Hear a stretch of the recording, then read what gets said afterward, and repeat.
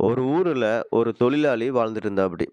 அந்த தொழிலாளியோட வேலை என்னன்னா, டெய்லி காலையில அவரோட தோட்டத்துல இருக்கிற மண்ண தோண்டி, அந்த மண்ண எடுத்து கழுதையோட முதுகுல வச்சு, அத கொண்டு வந்து மார்க்கெட்ல விப்பாரு. இப்படியே அவரோட வாழ்க்கை போயிட்டு இருந்துச்சு. ஒரு நாளு இதே அவரோட தோட்டத்துல மண்ண தோண்டுறப்போ, அவருக்கு ஒரு வைரக்கல்லு கிடைக்குது.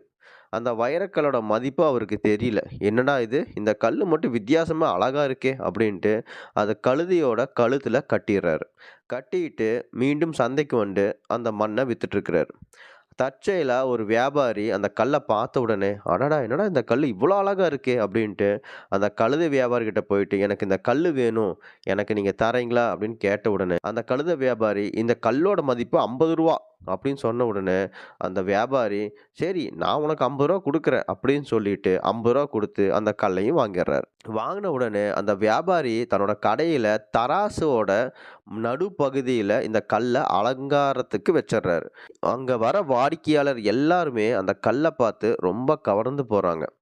தற்செயலா அந்த கடைக்கு ஒரு வைர வியாபாரி வராப்படி. வைர வியாபாரி அந்த கல்ல பார்த்த உடனே அவருக்கு பேரதிர்ச்சி. வியாபாரி கிட்ட போயிட்டு, "இந்த கல்லு ஏன் இங்க நீங்க வச்சிருக்கீங்க?" அப்படின்னு கேட்ட உடனே, "இந்த கல்லு அழகா இருக்குது. அதனால நான் தராசுல வச்சிருக்கேன்." அப்படின்னு அவர் சொன்னாரு. "சரி இந்த கல்ல நான் வாங்கலான்ட்டு இருக்கேன். நீங்க விக்கிறீங்களா?" அப்படின்னு அந்த வியாபாரி கேட்ட உடனே, அதற்கு கடையோட உரிமையாளர், "ஆ நான் விக்கிறதுக்கு ரெடி தான். ஆனா இது ரூ. 100 விலை. நீங்க வாங்கிக்குவீங்களா?" அப்படின்னு சொன்ன உடனே, வைரக்கல் வியாபாரி, "ஓஹோ! ரூ. 100க்குலாம் வாங்க முடியாது. ரூ. 80 குடுப்பியா?" அப்படின்னு 2 பேர்த்துக்கும் வாக்குவாதம் போயிட்டு இருந்துச்சு. ரொம்ப நேரத்துக்கு அப்புறம் வைர வியாபாரி, இது சரிப்படாது. நான் கிளம்புறேன். எனக்கு இது வேண்டாம். நீங்களே வச்சுக்கோங்க." அப்படின்ட்டு அவரு அந்த இடத்த விட்டு போயிர்றாரு. போறப்போ யோசிக்கிறாரு. நாளைக்கு வந்து ரூ. 90க்கு பேசி அந்த வைரத்த நான் வாங்கிருவேன் அப்படின்ட்டு நெனச்சுட்டே போயிர்றாரு. அவரு கெளம்புன சில நிமிடத்திலே இனியொரு வைர வியாபாரி அந்த கடைக்கு வர்றாரு. புதிய வைர வியாபாரி அந்த தராசுல இருக்கிற கல்ல பார்த்து ரொம்ப அதிர்ச்சி ஆயிட்டாரு. அந்த வியாபாரி கிட்ட போயிட்டு, "இந்த கல்ல ஏன் இங்க நீங்க வச்சிருக்கீங்க?" அப்படின்னு கேட்ட உடனே, "இது நான் அலங்காரத்துக்கு வச்சிருக்கேன்." அப்படின்னு கடையோட உரிமையாளர் சொன்னாரு. "அப்ப இந்த கல்ல நான் வாங்கிக்கிறேன். இதோட மதிப்பு என்ன?" அப்படின்னு கேட்ட உடனே, "இதோட மதிப்பு ரூ. 100 வாங்கிக்குவீங்களா?" அப்படின்னு சொன்ன உடனே அந்த வைர வியாபாரி உடனே ரூ. 100 குடுத்து அந்த வைரத்த வாங்கிட்டாரு. அடுத்த நாளு அந்த பழைய வைர வியாபாரி சந்தோஷமா உள்ளுக்குள்ள வராரு கடைக்குள்ள. வந்த உடனே அந்த வைரத்த காணோம். "யோவ் வியாபாரி எங்கேய்யா இந்த கல்ல காணோம்?" அப்படின்னு சொன்ன உடனே அந்த கடையோட உரிமையாளர், "நேத்தே ஒருத்தர் வந்தாருங்க. அவருக்கு நான் ரூ. 100க்கு வித்துட்டேன்."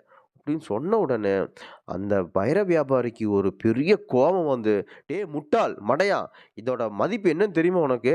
இதுக்கான மதிப்பே கிடையாதுடா. இத போய் நீ வித்துட்டியே!" அப்படின்னு சொன்ன உடனே, அந்த கடையோட உரிமையாளர் அப்படியே சிரிச்சுட்டு, "ஐயா!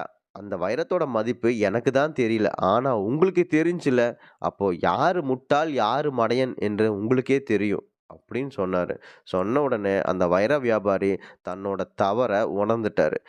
20க்கு பேரம் பேசி பல கோடி ரூபாய் மதிப்புள்ள வைரத்த இழந்துட்டேன்ட்டு ரொம்ப வருத்தப்பட்டாரு. இந்த கதை மூலியமா நம்ம கத்துக்க வேண்டிய விஷயம் என்ன அப்படின்னா, பேரம் பேசுறது எங்க பேசணுமோ அங்க தான் பேசணும். எல்லா இடத்துலயும் பேசிட்டு இருந்தோம்னா, வாய்ப்புகள் நம்மளை விட்டு போயிரும். வாய்ப்புகள நம்ம என்னைக்குமே தவற விடவே கூடாது. நாளைக்கு செய்ற வேலைய இன்னைக்கே செய்யணும். இன்னைக்கு செய்ற வேலைய இப்பவே செய்யணும். நன்றி, வணக்கம். மீண்டும் கதைப்போம்.